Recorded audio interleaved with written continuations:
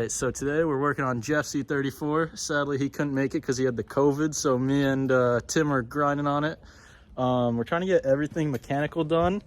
We got Jeff FaceTimed in, and so we just got the drive shaft disconnected and put back together with the new center support bearing. And then we're putting up like the exhaust. We got the shifter linkage all connected.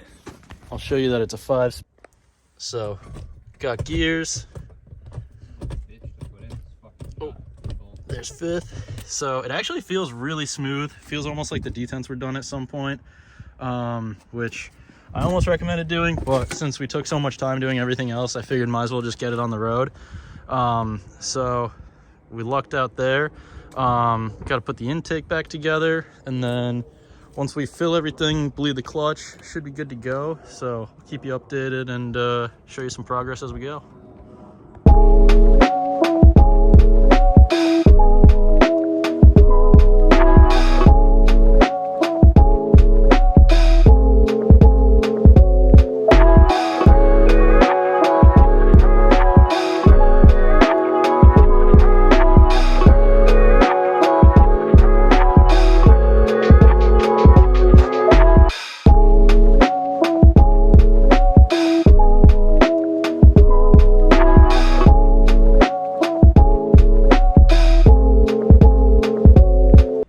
So we ran into a slight issue. Forgot that the manual and the automatic rear drive shafts are a little bit different. The stud sizes are different. So we put the manual drive shaft in, didn't fit in the rear diff. So now we're just swapping the rear shafts.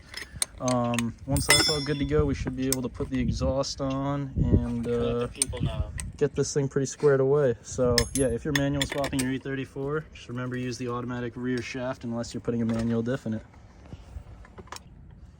We still got the 27 years of crust fighting Tim, but we're getting there. Bolt's almost off. Yep. And then almost there. Gonna have this thing in and hopefully be ripping next weekend. There we go. All right, so we got the drive shaft in here. As we mentioned earlier, the rear diff bolts are different on the auto from the manual, so just make sure you use the auto rear shaft if you're manual swapping it, unless you got the manual drive shaft flange. But yeah, we're tightening up the guibo, and then we're gonna lift up the rear, rotate the shaft, tighten down these last couple diff bolts, and then time to put the intake on, and we're grinding. So yeah, this thing's coming along nicely. All right, so we're back from a quick lunch break. I'm here working on the intake manifold gaskets, pulling them out, popping in the new ones, putting the new throttle body one. These things are kind of a pain, but if you just get like a small flathead or a pick, pop them out. Tim's getting the drive shaft stuff done.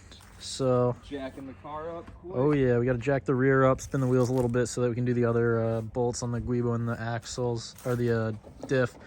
But gonna pop the intake back on. And yeah, we're definitely getting somewhere. So I'll give you another update once the new gaskets are on, and I'll toss it on. All right, we got the fresh gaskets. Got Tim rolling the jack out.